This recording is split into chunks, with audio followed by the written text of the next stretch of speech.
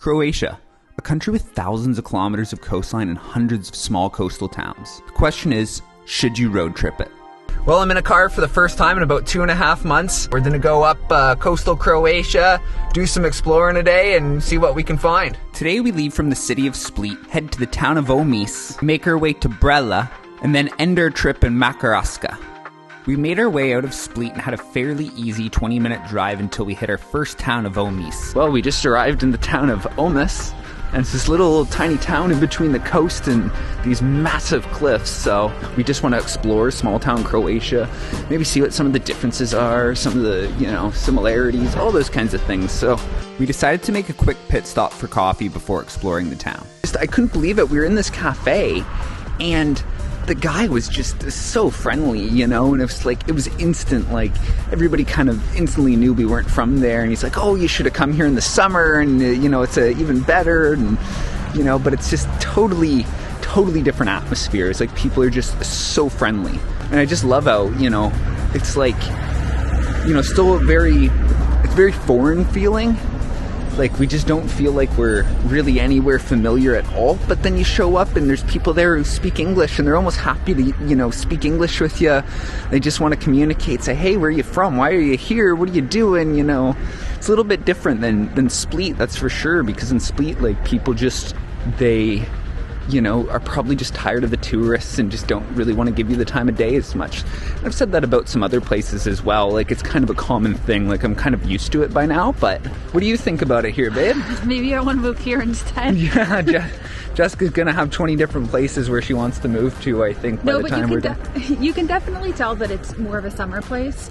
It's still beautiful. I feel like it's hard to tell because in the summertime it would likely be so busy that it might just be like overwhelming to a point. Might just feel like a tourist trap. It's a nice spot now, but I mean, in the wintertime, all the restaurants are closed right now. I mean, traveling off season is kind of enjoyable, right? Like, you can definitely get a bit of a better experience in some ways. In other ways, not so much. Like, there's a reason why every place has an off season and an on season, but kind of being here right now, especially with the sun trying to poke out a little bit and, a little bit of warmth, like, it's still nice and enjoyable.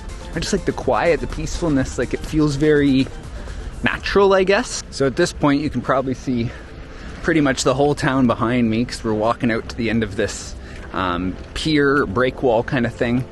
And this city or this town, I guess I should say, is just absolutely gorgeous. And to me, it's definitely a place worth seeing. And getting here from Split is not very challenging. It was half an hour, fairly easy drive. I'm sure there's other beautiful towns. That's what we're trying to see here, trying to see if we can find some really cool towns and maybe have some suggestions, for you. Well, the town of Omis gets an approval from me. Really cool town. People are really friendly here. Just everybody seems happy and cheerful. So we're gonna drive up the coast, try to find some place to get some lunch, and hopefully a big one. I'm looking for some fish. Just been dying for some coastal food. After a very short drive, we stumbled upon this little tiny restaurant on the coast. We walked in and it was fairly empty, but man, the view was beautiful. I decided to get some Croatian barbecue because, well, the fish was out of my price range. It was caught right in front of our eyes, so I couldn't really be that mad about it. Well, we just had a fantastic meal at this kind of side of the road stand, and oh my god, it was so good. I was really excited to eat at a place like this. This was kind of like one of my goals for the day, was to kind of just find like a little place, a little family owned place to eat, and it was right on the water, got this beautiful view. Oh my god, I was really happy with the whole thing. So we've been noticing that there's tons of spots where you can pull off to park your trailer and like camp and whatnot, and so like, that's definitely a positive to being able to road trip up the coast. But I'm sure it's not just the coast. Like, I'm sure there's lots of places to do that. So just like a really good thing to note, like if you were even like wanting to rent like an RV or a trailer of some sort. The drive quickly got quite scary as we were driving on the edge of these massive cliffs. Zach failed to communicate that this was a fear of his before we got onto the road. So yeah, well, I've communicated it now. Yeah. Well, I made it, somewhere here to this town of Brela, something like that. It's a bit of a scary drive. My heart rate's really pumping. It was all like on the cliffs, and I've never really driven something like that before. Hopefully there's some stuff to see. Like, that's kind of what I'm trying to find, right? Is to see if, you know, there's enough towns to actually make it worth the while and make it, you know, a fun experience. But I think it will be. We're gonna explore a little bit. I must say, these towns though do look like something completely out of a movie. Like, they're utterly stunning. Like, they're just all these little towns on the side of a cliff. Like, anything I've seen of like the Amalfi Coast, like this reminds me, but maybe even a little bit better in some ways. I don't know. So we're starting to get some answers to should you road trip Croatia, and we'll cover them all at the end. But if you have any fear of heights or driving, or both, you might be a little bit concerned. You might not want to do this. Yeah, this town really is a gorgeous town. We just stopped and had a little bit of coffee there and just kind of relaxed for a bit, especially after that kind of terrifying drive. Yeah, it's unfortunate that it's off season. There's just not a lot open, just like the one cafe and one bar that we've seen. Other than that, it's, you know, very, very quiet. Even though everything is closed here off season, I feel like you almost want to get to, you know, a shoulder season almost. Sometime before it gets too busy, but also when everything is still open. Like, I think that's kind of critical. Didn't really mention so far, but it only cost us $20 Canadian to rent a car for the day, plus the gas.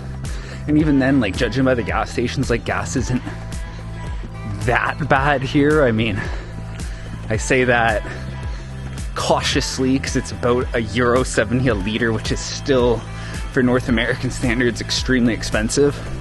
But in all honesty, like, you rent a tiny little car, drive around, it's not going to cost that much in gas.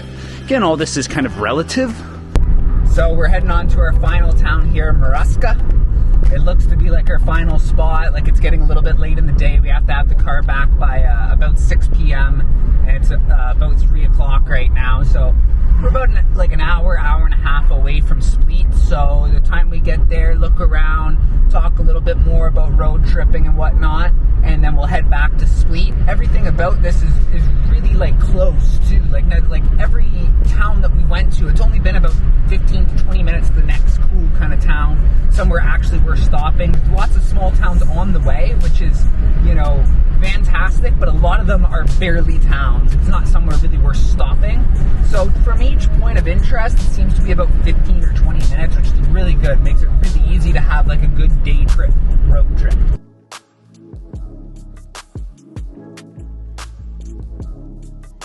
Yeah, guys, this is a gorgeous, gorgeous little town here. You know, a lot bigger than the couple other spots that we've been.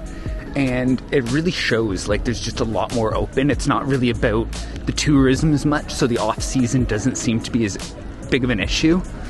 You know, so I guess part of the lesson there is that if you are going to do like a road trip in Croatia, you know, during the off-season, you can still do it, just shoot for more of the bigger towns.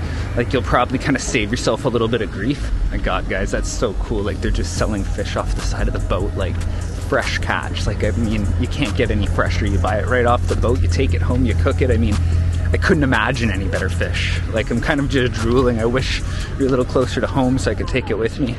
And I do have to state by this point, because I don't think I've said it yet already, is that we did not do any prior research whatsoever to do in this. Like, we just said, okay, let's drive up the coast, we'll see if it's cool. Like, I was a little bit worried it's going to make a video basically about nothing, but clearly that's not the case. It's a beautiful spot. But yeah, you can basically just drive along and you'll find some cool spots for sure.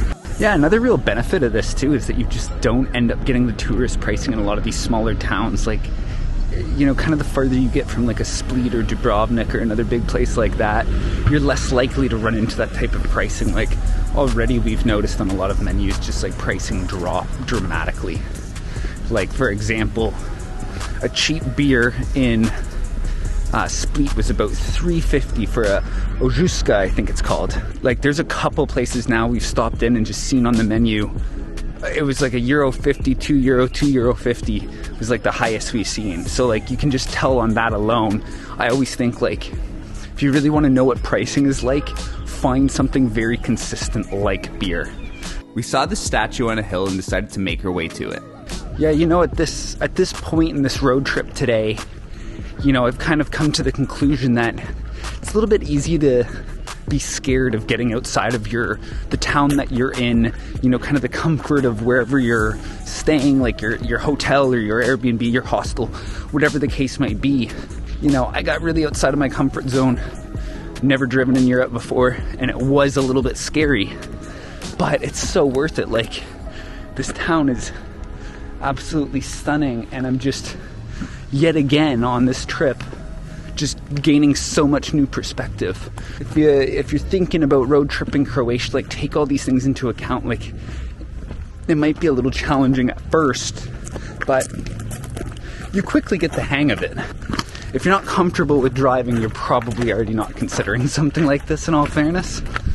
After only a short walk, we realized that we made the right decision coming up to this lookout. So you guys, this is, you know, another reason to take a road trip and, you know, just kind of drive around and see where you end up, because you're gonna, at one point or another on a Croatian road trip, probably end up in somewhere so utterly stunning that other people just don't get to see.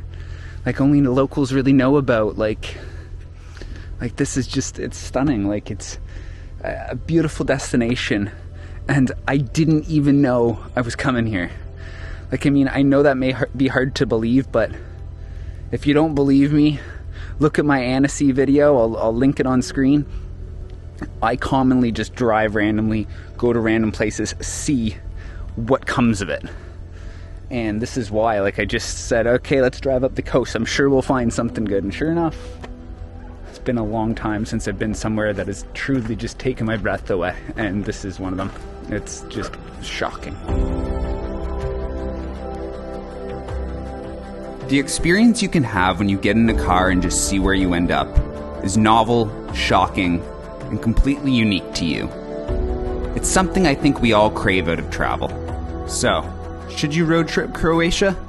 Yeah, I think you should. Well, guys, we're back in Split, meaning our Croatian road trip is done. It was a fantastic time.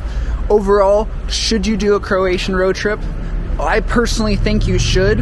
However, if you're a little bit scared of driving in general, you'd probably have a bit of a tougher time here, considering the hills, considering the cliffs and that, driving along the coast, the mountains, not to mention it's stick shift. So if you're, you know, not comfortable driving manual, then that's probably something to consider.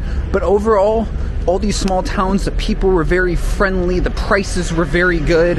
It was just beautiful, beautiful views. Seen a lot of things with that weren't very touristy as well, so that was definitely a big plus. It was reasonably cheap as well to do it. Like, it was, like I said, it was $20 Canadian for, you know, a car for the day. The gas only cost us about €10. Yeah, overall, I think you should do a Croatian road trip. I'm even likely gonna rent a car and do this again. Probably bring you other videos like this one here with, you know, a little bit more depth to some of the places that we're going. I really, in this one, wanted to cover more of a road trip type thing. But yeah, I intend to do this again. I also do think as well you should consider it. If you did enjoy this video, if you found it helpful, consider giving me a like. Consider subscribing to see more videos like this, and let me know in the comments, you know, what you liked about this, what you want to see more of, what you want to see less of as well. And until next time, we'll see ya.